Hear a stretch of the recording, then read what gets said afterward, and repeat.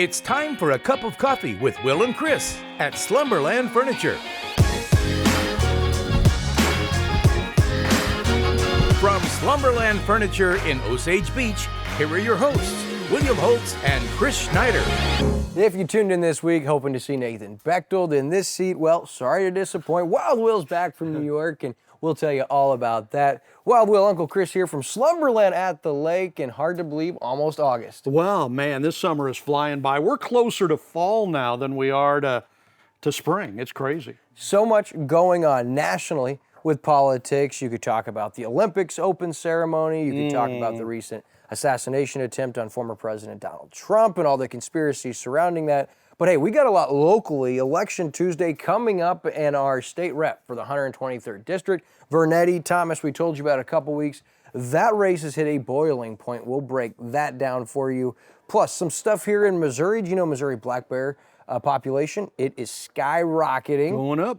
Plus, we'll tell you about Missouri back-to-school tax weekend is this weekend. Save some big money. That, some other local headlines, and a whole lot more. But first, you can't miss the anniversary sale right here at Slumberland at the lake. Hey everybody, Daryl Cunningham with Slumberland Furniture at the Lake. I'm standing here with one of our great anniversary sale items. It's any mattress for one low price. We have $99, $169, $199, and $299. That's any size for that one low price during our anniversary event. Don't forget, we also have interest-free financing for 24 months, and we deliver the entire lake area. Come see us at Slumberland Furniture, where we're bringing happy home. Okay, so it's Duck Drop Week, right? Right here at the Lake of the Ozarks. I like to call it the Lake of the Ozarks Duck Drop, but it's not. It's the Great Bagnell Dam Duck Drop, right? Yep, the Great Dam Duck Drop. There you go. That's not even cussing because we've got a dam, right? Yes. Okay, and this is the 16th annual. So 15 of these in the books. This is number 16. We've got Jacob Hewitt with us, by the way, and Ducky Duck Drop. Is that that her We'll name? go with it. Okay. We'll call her that. We'll call her Ducky Duck Drop over there. And so it's all this week. And it's more than Saturday's Duck Drop, which is at noon on Saturday. You also do a big golf tournament on Friday, right? Yep, we have a scramble on Friday. That'll be out at Bear Creek Valley, just behind Lowe's over there. Okay. Great golf course. We should have a good number of teams, but we do have plenty of availability, probably up through the tournament. So tournament starts at 8:30 on Friday morning. Registration begins at 7:30. If you have a team you want to put together, 4 people, and come on out, you could definitely probably sign up at registration. Okay, great. If people are looking to sign up beforehand, they can go to greatdamduckdrop.com and sign up online to sign a golf team up on there as well, and that submission form is open and active. Okay, and that's a scramble. That's Friday morning, starts at 8:30.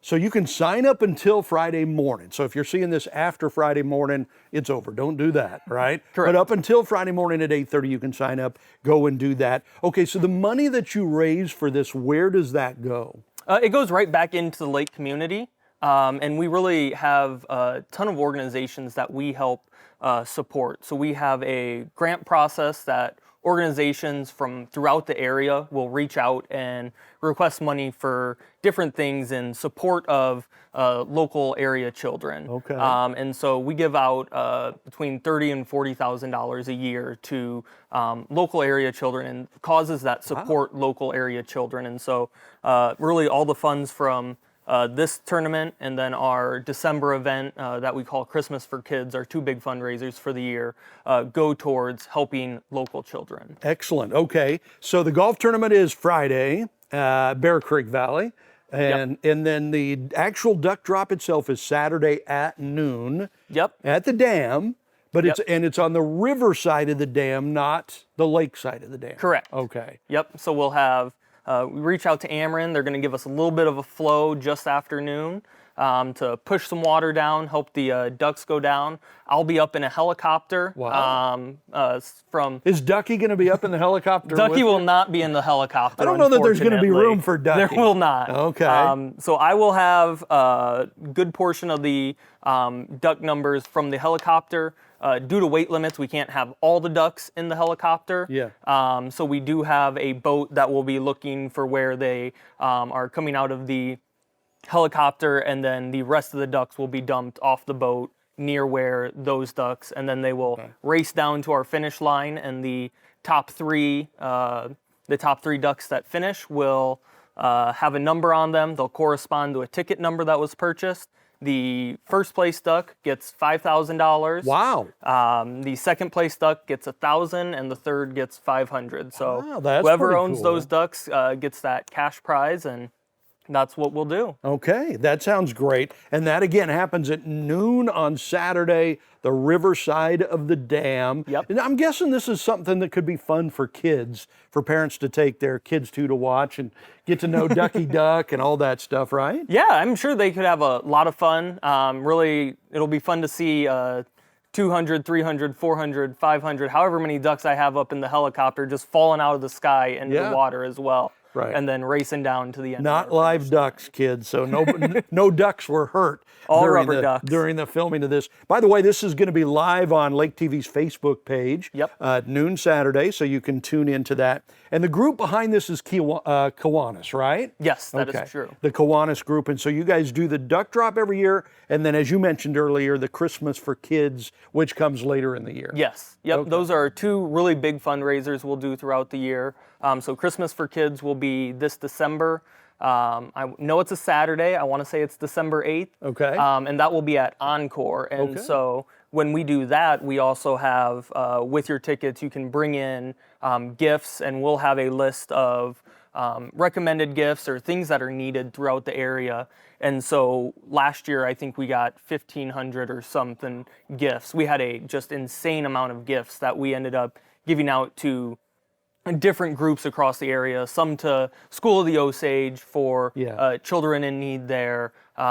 Idiots Club, I know we did a lot with as well. And so just different area children that are in need and aren't going to have all of their Christmas gifts met. Their parents are looking for something, for a way to get help. And so bringing those gifts in, we'll have a list that you can write in. We'll say, hey, here's what we need, here's what's thought of, and then we just distribute those out to the groups so that as many kids down here can have a special Christmas like I know a lot of us are used to. Right, so that's coming in December. So the duck drop this weekend, Saturday at noon, Ducky Duck will be there. Jacob Hewitt will be there. Jacob and his wife, Sarah, are a big part of this, putting all this together and everything. So thank your wife for us. Will do. Thank you, Ducky Duck. We appreciate it. We'll be back with more Cup of Coffee right after this. Don't miss our next LOZ featured doc series. We're at the 24-mile marker to hear a great story from Jonathan Kinniston. We'll meet up with him, his two boys, as they show us their incredible home and dock right here in Sunrise Beach. Don't miss our next LOZ featured doc series.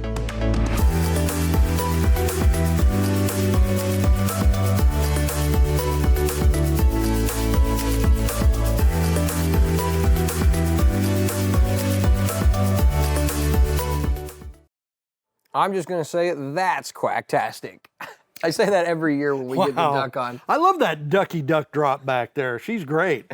Listen, so tickets are no longer on sale, but you can watch that on Lake TV, of course, as you just heard. And great event for a great cause. Don't miss that on Saturday. So, hey, you noticed I wasn't here last week. The much better looking, the more talented, the more polished, and more mature Nathan Bechtold from Lake Expo filled in, did a great job. One of the more popular shows we've had in a while. Yeah, I noticed. I think we hit all the big things. We talked about, what's going on with the mall and what's going on with the apartments and the Oasis and all those the casinos. So I think there are a lot of people looking forward to finding out about that. I've always noticed Nathan Bechtold's a little more politically correct and polished than I am. He probably didn't call any names or get real heated, did he? No, he didn't. He was calm, cool, and collected. Nathan's as cool as the other side of the pillow, no doubt about that. But hey, what a trip it was. We got to take Brinley, Unique and I, we took her to Western New York. left last week or a little over a week ago to go see family. That's where my family's from. We stopped in Columbus to see the Columbus Zoo. It was awesome. And then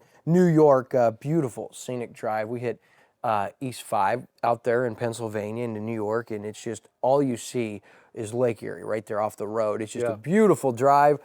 We stopped at parks and beaches, and it was amazing. Brindley got to meet her cousins for the first time. My dad's brother has 2 kids, and they've got 5 kids collectively. Brindley had never met any of them. Either had Unique, met that side of the family, so that was great. We did that, saw family, stayed in Airbnb, ate buffalo wings the whole time, and that's where they're Did you from. stay on your diet while you were gone? So I had some cheat meals, but I didn't skip the supplements, the vitamins. I got my push-ups and my stretching in and drank a lot of water. So I had a probably my most healthy vacation and no energy drinks. Still off the energy drink. Yeah, even as I was driving at 3 a.m., like, I got to stay awake. My girls need me right now. I didn't do an energy drink. I just doubled down on the coffee. There you go. But it was so good to get away. I got to see my grandma Nancy and Bob, my Uncle Kim and Aunt Kenny, or actually it would be Aunt Kim and Uncle Kenny, and their kids. Jeff, he's married to Ashley. They've got 2 kids, Parker and Willow, and then my cousin Em, she's got her husband Ron. They got 3 kids who he stayed with, Evelyn, Ronnie, and Ellie. And Brindley it was amazing to see. Never met them. Soon as she got there, her and Evelyn were like 2 peas in a pod, and the rest was history. It was great. Wow, that's cool. They even kind of look alike a little bit. I saw a picture. I mean, they look like sisters or something. It's pretty cool. Yeah, it's funny. I can see my older sister in a lot of Emily's kids. It's wild the way that works with the genes. And then probably the highlight of the trip was we set my 78-year-old grandma up, who's had a track phone, like a flip phone. Set her up on a date? No, she's got a date. She has no issues in that department. Her boyfriend Bob was there holding down the home front, but helped her set her up with a new iPhone. Okay. And that was an experience. She's been up at that poor Verizon store, that poor lady Carol that's working that Verizon store. She's been up there every day since we've left, and I warned her. I said this would happen, but almost 80, and she's had a flip phone, and she's really struggling. So we got her an iPhone and got her hooked up with it, and Unique spent the last day of our vacation with my grandma at the table trying to show them. I've been through that myself, a little bit. Which side of it were you on, Uncle Chris? I was on the trying to teach side. Oh, okay. I'm not that old yet, but I'm getting there fast. I had the audacity to ask you if you were the one getting taught. That's a good question, though, because it very easily could have been me. Hey, at work, these guys have to show me stuff like that, right?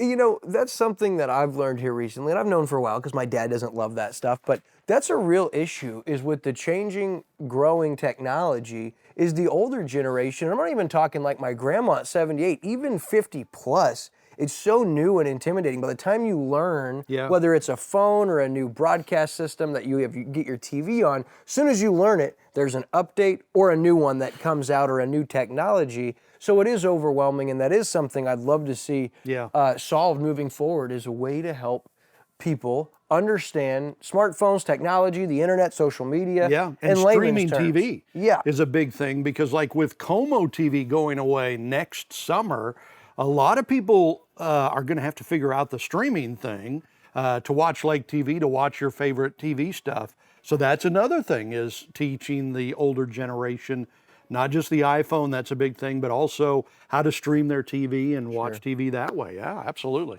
Yeah, and it's something that we'd love to see. I don't know if it'd be the CVB, the local chambers, all of us kind of partner together, but hold an event and kind of just have a whole bunch of young volunteers, like get the high school kids, right? Give them some credit, whether it is an externship or something, and say, hey, you're going to attend these 4 nights from 4 to 8 p.m., and people can come and ask questions. I mean, who better than the young whippersnappers? Absolutely. I mean, you get the kindergartners that could teach, some of us. Well, I'm thinking, more freshmen, sophomore, juniors in high school, but I'm telling you, their ability and their knowledge on those phones, I mean, they've been exposed to them since they were toddlers in most cases. So, grew up with it. All right, so hey, we've got a lot of traction. There's been a lot of conversations, and the Vernetti versus Thomas race for the Missouri State 123rd District, which is our community. That's who represents us at the state level in the House of Representatives, Is right? that just the Lake area? Well, it's one of the numerous people from the lake area. I mean, it's broken down by county. It covers just up to the edge of Miller County and Lake Ozark, just to the edge, covers just into like Laurie area, and then covers into Camdenton. So it's almost a tri-county area. Okay. But then you also have others that are like in Morgan County and into Miller County. So it's really confusing, but here you can see on screen the 123rd district, the outline right there for exactly what that voting district is. And since 2020, that's a position that's been held by incumbent Lisa Thomas. Well, we told you a couple weeks ago on the show that her challenger, Jeff Vernetti, Lisa Thomas, with the help of Osage Beach Mayor Michael Harmison, had raised some concerns and been sending out some reports and facilitating some people considered it rumors, but what they believe to be misuse of federal funding with the Ballparks National Grant. And at that time, I told you, hey, I'm not touching this. We'll let this process play out. If there's ill or wrongdoing here on behalf of Jeff Vernetti and Ballparks National, the challenger, surely the process will work itself out, right? I felt like it was a witch hunt and a smear campaign. Well, since that moment 2 weeks ago, I'm not the only person that seems to feel this way. Since that moment, we've had presiding commissioner Ike Skelton get involved. You saw that. He put a video out. Yep. Then you've also had others speak out, and I put just a post out on my Facebook, right, saying, hey, who would you vote for, Jeff Vernetti or Lisa Thomas? Now, hard to say because I think that my pages have pretty distinct following, a pretty, one-way followers. But they all said they definitely want Vernetti, and you started to see some concerns. Well, then on Monday, I got a letter from Jeff Vernetti and Ballparks National they were sending to the city of Osage Beach, terminating the contract of Ballparks National operating these city fields. Remember, we covered that story last year, and that's been a great thing. Well, if looking into that, there's been almost $75,000 in revenues generated this year alone with a couple years, and this will be the last year that Ballparks National controls that. And in that letter, you see Jeff Vernetti first wanted to go on and thank Eric Gregory, the rest of the staff at the city, the administrative staff, billing, licensing, clerk departments. All of these individuals and departments have been true partners, and we thank you, citing the letter here. Now, unfortunately, Mayor Harmison has taken it upon himself to personally launch unfounded attacks on our business and integrity. Our ownership group and entire organization are very disappointed. And so they said we would be happy to consider another partnership in the future, but at this time we cannot continue while Mayor Harmison is involved in trying to attack our business standing in the community. Wow. That is big. I've kind of been surprised that Mayor Harmison even got involved in this, siding kind of with Lisa Thomas, and Ballparks National isn't even in his town, although they did have this working agreement where BPN was helping the city of Osage, but not anymore because of the bad blood between Vernetti and Mayor Harmison. And my question is, if it was so bad, Mayor Michael Harmison, if the egregious actions, why didn't this letter come from the city of Osage Beach to Ballparks National first? Saying we're no longer going to let you run our fields because we have such an issue. We don't want to be associated with you. Yeah. Because if you have this big of an issue, and so that letter happened, you saw the video from presiding commissioner, and now there's even questions in some of these videos about Lisa Thomas's record, and that's really where I think this should all be about. It's like, I don't know, like you said, why Mayor Michael Harmison ever got involved. I can tell you, based on my opinion, 100% politically motivated. He has his eyes set on the Missouri Senate. And if you look through some of those comments, somebody said, rumor has it that if he can help ruin the name of Vernetti and help Lisa Thomas get elected, the same people will back him for the Missouri Senate. And so he's already told me on the phone, he said, hey, I want to run for Senate, and I would not be able to sleep at night knowing someone like Jeff Vernetti was representing that district that I came from. And so there's no questions in my mind, Chris. This is 100% narcissistic behavior by Mayor Michael Harmison, and he's got a political agenda here. My problem is for him, though, and it shows because people aren't stupid down here. I think he was banking on people being a little more nearsighted and maybe not as diligent as this community is, but they see right through it. No one is falling for this. I'm not seeing any support for Mayor Michael Harmison, and I'm definitely not seeing any support for Dr. Lisa Thomas, which brings me to my letter I received on Monday night from presiding commissioner Ike Skelton. We'll put the whole letter here on screen. I'll paraphrase. And it started with, as soon as I heard Lisa Thomas had a challenger, I wanted to support them. Didn't matter who it was, and not because I knew Jeff Vernetti, but because I knew her job performance and voting record. So prior to my election as presiding commissioner, I was involved in local and state politics for 15 years. Went on and on and on. The current office holder for the 123rd District says in multiple mailers that she supports conservative values and supports the Second Amendment. Well, here's the truth. And he goes on to say that according to the Missouri Firearms Coalition, HB 712 and HB 1651, both anti-red flag bills, along with HB 486 and HB 2559. Now, those are easy to find. If you search those numbers online, you can find those entire bills. And enhanced stand your ground bills, which would support and strengthen your right to conceal and carry. None of those were supported by Dr. Lisa Thomas. So this is Ike Skelton coming out and saying, our presiding commissioner saying, look, hey, I could care less about all of the smear campaign going on. Like, that's not why I'm getting involved. He's saying, I'm here to tell you that Lisa Thomas is not doing a good job representing the people of the 123rd District for the state of Missouri in Jefferson City, and so we need somebody different. And it's clear by their actions, Chris, to me, that you can ask a few questions following the behavior from Dr. Lisa Thomas. It's clear Michael Harmison teamed up with her, and they have an agenda. But it's backfired, I believe, Chris. So now you can ask these questions. The legitimacy of Lisa Thomas's conservative and Republican values and roots, and where her money's coming from. That was one of the things I saw a lot of comments on, was the influx of mailers and digital ads they saw. She spent almost $100,000 on this campaign. Public knowledge, you can go look that up. Jeff Vernetti sits closer to the $10,000, $11,000 mark. So about a 10% spend for a job that doesn't even pay the $100,000 you're injecting. Also, how well has Lisa Thomas represented the 123rd District since 2020? Has she represented you, Lake of the Ozarks, been a voice for you?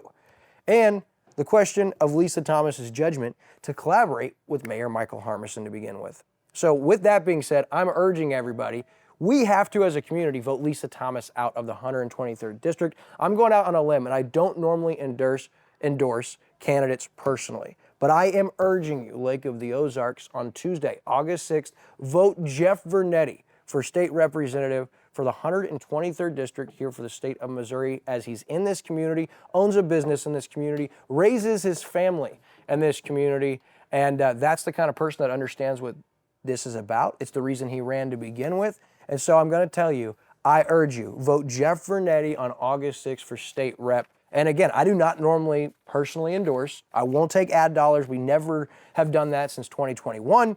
And we won't take ad dollars in this case, but I will come out and say that's my selection for state rep. And we are planning on doing some live election coverage on Tuesday, August 6th, I believe it is, on Lake TV Facebook page. So be watching for that. We will be giving you some of the statistics, you know, who's winning what races and whatnot. So election night, be looking for that on Facebook.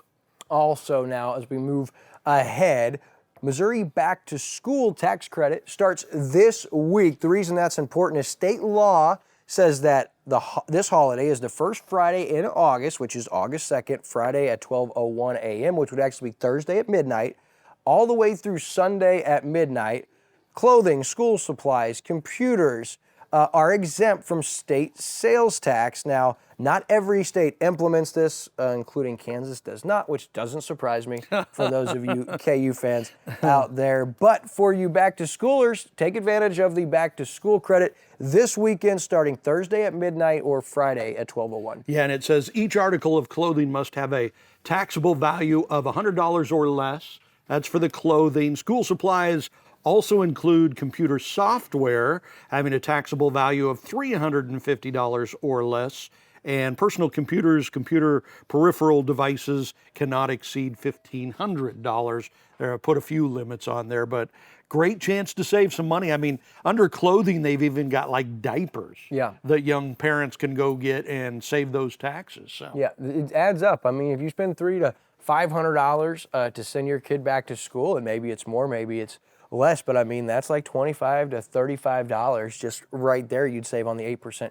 sales tax. So it certainly adds up. Now, as we move along, we were talking about Jeff Vernetti and Lisa Thomas. That election is Tuesday. Well, that is a big ballot. Of course, there's lots of counties out there. We're going to focus on Camden County, and we've printed a sample ballot, which is available through the county's website. They always do a great job on that. But I want to know, who's your pick for these positions? We want to get the conversation started leading in to Tuesday. So we'll start with, for state rep of the 123rd District, who's your pick? Lisa Thomas, the incumbent, or the challenger, Jeff Vernetti? Let us know down in the comments below. Next topic or position, how about commissioner for the 2nd District? A lot of names in that cap, Chris. We want to know, who are you selecting to be your 2nd District commissioner for Camden County? You've got Bill Walker, Steve Dugan, Daryl Osborne, James Worka, and Daniel Dugan, all running for that 2nd District seat. So who are you voting for? Let us know in the comments below. And then the big one, right, sheriff. This has been highly contested. That's right.